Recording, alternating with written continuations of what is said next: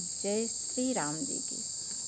आप सभी के अंतस्थल में बसने वाले भगवान श्री राम जी से मेरा सत सत नमन।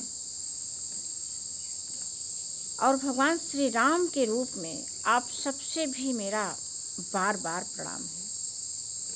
देखिए, रामचरितमानस के बारे में कुछ ऐसे अनुभव हैं मेरे पास जो मैं आप लोगों से बांटना चाहती हूँ, कहना चाहती हूँ, आपसे मैं बताना चाहती हूँ कि रामचरितमानस, आखिर आपके दिमाग में भी तो ये सवाल आता होगा कि हम लोग हमेशा पढ़ते हैं, हमारे घर में रखी रहती है। कुछ लोग तो ऐसे हैं जो नित्य इसका पाठ करते हैं,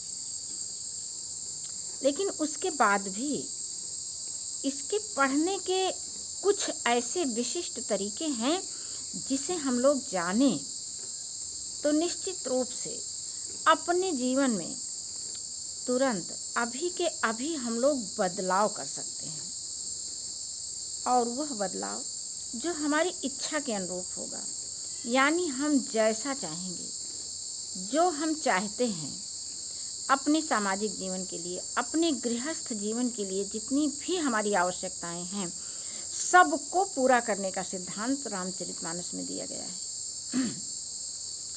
आप लोग बस थोड़ा सा इस पर अपने सुनने में, अपने कहने में हम सबको बदलाव करना है। सिर्फ ऐसा नहीं है कि इसको पढ़ लेंगे तो सब कुछ हो जाएगा। पढ़िए, समझिए और अपने आचरण में उतारिए।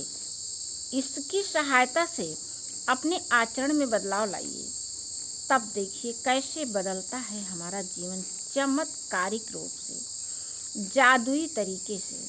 बिल्कुल यह पुस्तक जादू की तरह काम करती है हम सबके जीवन में। आजकल भगवान श्री राम के जन्म का प्रकरण चल रहा है। श्री राम के जन्म के बारे में तुलसीदास जी कह रहे हैं कि जो वहाँ पर सुख और आनंद अयोध्या में इस समय व्याप्त है, उसको माँ सरस्वती और सहस मुख वाले शेष जी भी नहीं कह सकते, तो हम लोगों का क्या कहना। मैं तो ऐसे भी बहुत ही सामान्य सी गृहिणी, लेकिन इसकी कुछ अनुभूतियाँ मेरे पास हैं। मेरे मन में तमाम उथल पुथल चलती रहती है, इसलिए मैं आप लोगों से ये कहना चाह रही हूँ। और रामचरितमानस का पाठ हम लोगों को वैसे करना है जैसे एक बच्चा विद्यालय में जाता है तो उसकी किताब में जो लिखा होता है उसका वो बार बार जो है अभ्यास करता है। और हमारे अध्यापक बार बार उसको पढ़ाते हैं। अध्यापक पढ़ाते भर है ना, लेकिन पढ़ना तो बच्चे को ही पढ़ता है ना। उसी में बहुत सारे बच्चे हैं जो पढ़ करके बहुत आगे निकल जाते हैं। ऐसे ही हम गृहस्थ हैं कि जो कि बहुत सारे ऐसे भी गृहस्थ हैं जो रामचरितमानस की सहायता से संसार रूपी नौका को पार कर जाते हैं, सुखी और समृद्ध जीवन जीते हुए। और बहुत सारे ऐसे लोग हैं जो बार बार इसको पढ़ रहे हैं, जस के तस बने हुए हैं। तो आइए इसमें कुछ रहस्यात्मक बातें जानते हैं। चलिए हम लोग देखते हैं भगवान श्री राम का जन्मोत्सव। मन संतोषे श्रवण के, जहाँ तह दीन आशीष। सकल तनय चिरजीवहु, तुलसीदास के ईश। राजा ने सबके मन को संतुष्ट किया, अर्थात जितने लोग आए थे भगवान श्री राम के जन्मोत्सव के समय में। इसके पहले आप लोग सुन चुके हैं, गांव की सारी महिलाएं जो जैसी थी वैसे ही मंगल गीत गाते हुए राज दरबार में पहुंच गई थी। तो सबको राजा दशरथ ने जो है संतुष्ट किया, और उस संतुष्टि के बदले में सब ने क्या किया, सब ने आशीर्वाद दिया। क्या आशीर्वाद दिया कि ये चारों राजकुमार चिरंजीवी हों, दीर्घायु हों। कछुक दिवस बीते यही भांति, जात न जानी दिन अरुराती। नामकरण कर अवसर जानी, भूपि बोली पठे मुनि ज्ञानी। इस प्रकार कुछ दिन बीत गए, दिन और रात जाते हुए नहीं जान पड़ते। तब नामकरण संस्कार समय जानकर राजा ने ज्ञानी मुनि वशिष्ठ को बुलाया।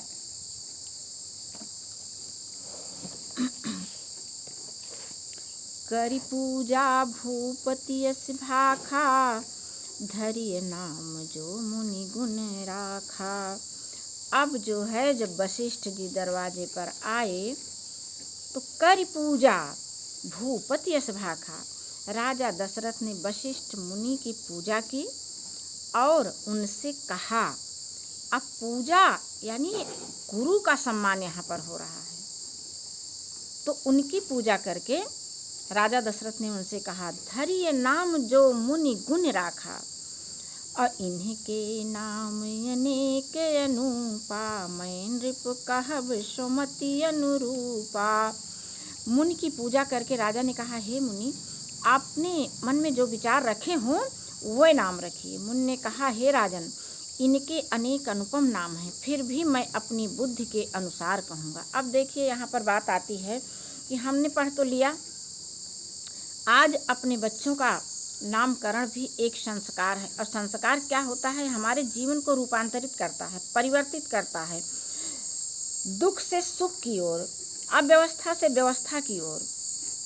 तो अब ये गुरुदेव जब आए हैं, अब कैसे राजा ने इनसे किस तरह से इनकी पूजा करके इनसे कहा कि आपने जो अपने मन में सोच रखा हो इनके नाम रखिए। आज क्या होता है, देखिए यहाँ पर भी हमने भी ऐसा किया। क्यों किया? क्योंकि हम लोगों के संस्कार ऐसे हो गए हैं। अपने बच्चों का नामकरण जो है हम अपने उसको एक संस्कार के द्वारा नहीं रखते, जो जी में आया, जो प्रचलन में था, जो किसी को देखा सुना उसके अर्थ जान रहे हैं नहीं जान रहे हैं, जैसे आया समझ में वैसे रख लिया नाम। लेकिन वास्तविकता ये है कि नाम भी अपना अपने जीवन पर बहुत बड़ा प्रभाव डालता है। अब देखिए कैसे गुरु वशिष्ठ नामकरण संस्कार कर रहे हैं। जो आनंद सिंधु सुख राशि, सी करते त्रैलोक सुपासी, सो सुख धाम राम वश नामा, अखिल लोकदायक विश्रामा। ये जो आनंद के समुद्र और सुख की राशि हैं, जिस आनंद सिंधु के एक कण से तीनों लोक सुखी होते हैं, उनका नाम राम है। जो सुख का भवन और संपूर्ण लोकों को शांति देने वाले हैं। हम लोग क्या पढ़ते हैं, क्या सुनते हैं, और जबकि यह एक ऐसा ग्रंथ है, ऐसे सिद्धांत हैं कि तुरंत के तुरंत आप इसमें से प्राप्त करिए, लेकिन उसको प्राप्त करने के लिए बदलाव करना होगा। देखिए क्या कहा जा रहा है कि जिनका नाम राम है, और राम कैसे हैं, जो सुख का भवन, सुख के भवन हैं, वह स्वयं सुख के भवन हैं, और संपूर्ण लोकों को शांति देने वाले हैं। बिल्कुल तृषित हृदय को राम का नाम शांति से भर देता है। लेकिन कब? जब हम राम के रूप में अपने चारों तरफ उनको महसूस करते हैं, प्रत्येक जड़ और चेतन कणों में। अब हमारे चारों तरफ जो कुछ भी है वो सिर्फ और सिर्फ राम का रूप है। सबको देख करके सुखी हो, वैसे जैसे राम को देख करके सुखी होते हैं, जैसे राम के साथ बर्ताव करते हैं। वो चाहे हमारे अपने माता पिता हों, हमारे बच्चे हों, हमारे परिजन हों, भाई बंधु हों, सबके साथ यही एक बदलाव करके देख लीजिए। बदल देंगे जिस दिन राम के रूप में देखने लगेंगे, हमारा हृदय बिल्कुल शीतल हो जाएगा। जब शीतल हो जाएगा तो भगवान श्री राम तो स्वयं इसी हृदय में वास करने आ जाएंगे। इतना तो हम लोगों को करना ही करना होगा। तो देखिए, विश्व भरण पोषण कर जोई, ताकर नाम भरत यश होई, जाके सुमिरन तेरी पुनाशा, नाम शत्रुघ्न वेद प्रकाशा। जो संसार का भरण पोषण करते हैं उन का नाम भरत होगा। जिनके स्मरण मात्र से शत्रु का नाश होता है, उनका वेदों में प्रसिद्ध शत्रुघ्न नाम है। और लक्षण धाम राम प्रिय, सकल जगत आधार, गुरु वशिष्ठ तेहि राखा, लक्ष्मण नाम उदार। जो शुभ लक्षणों के धाम है, अर्थात लक्ष्मण जी ये शुभ लक्षण के धाम हैं। श्री राम जी के प्यारे और सारे जगत के आधार हैं। गुरु वशिष्ठ ने उनका लक्ष्मण ऐसा श्रेष्ठ नाम रखा।